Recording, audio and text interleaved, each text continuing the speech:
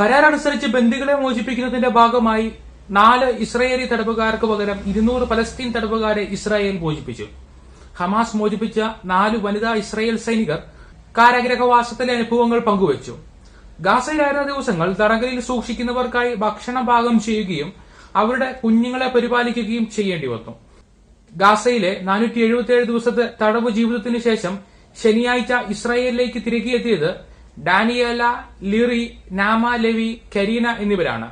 ഇവരെ സാധാരണക്കാരുടെ അപ്പാർട്ട്മെന്റുകളിലും ടണലുകളിലുമാണ് താമസിപ്പിച്ചിരുന്നത് എന്ന് ഇവർ പറയുന്നു.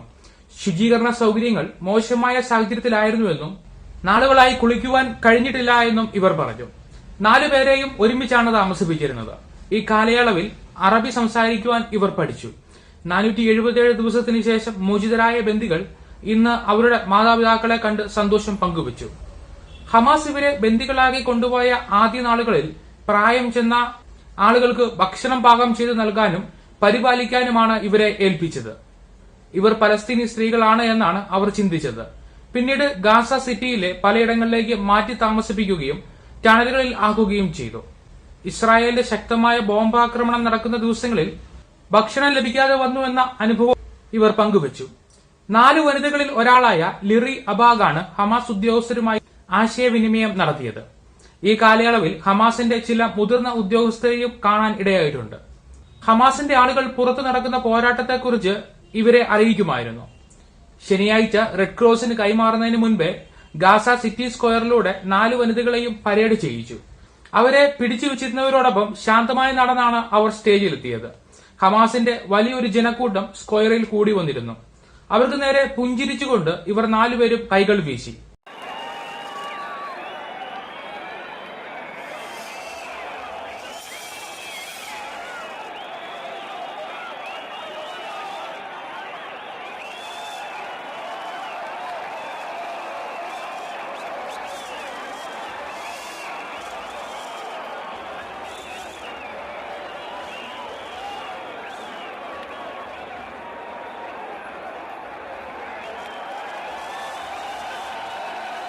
ആയുധധാരികളായ മാസ്ക് ധരിച്ച ഹമാസിന്റെയും പാലസ്തീൻ ഇസ്ലാമിക് ജിഹാദിയുടെയും പോരാളികൾ വെവ്വേറെ വാഹനങ്ങളിലാണ് വനിതകളെ സ്ക്വയറിൽ എത്തിച്ചത്. ഇസ്രായേൽ സൈനികരുടെ യൂണിഫോമിന് സമാനമായ നിറത്തിലുള്ള വേഷമാണ് വനിതകൾ ധരിച്ചിരുന്നത്. കഴിഞ്ഞ ആഴ്ചയിൽ മോചിപ്പിച്ച ബന്ദികൾക്ക് നൽകിയതുപോലെ ഇവർക്കും ഗിഫ്റ്റ് ബാഗുകൾ നൽകിയിരുന്നു. ഇസ്രായേലിൽ മടങ്ങി വന്നതിന് ശേഷം ഇസ്രായേൽ മാധ്യമത്തിന് നൽകിയ അഭിമുഖത്തിൽ 4 വനിതാ സൈനികരും തങ്ങളുടെ വിശ്വാസത്തിലും മനോഭാവത്തിലും യാതൊരു വ്യത്യാസവും ഇതുമൂലം ഉണ്ടായിട്ടില്ല എന്ന് പ്രതികരിച്ചു.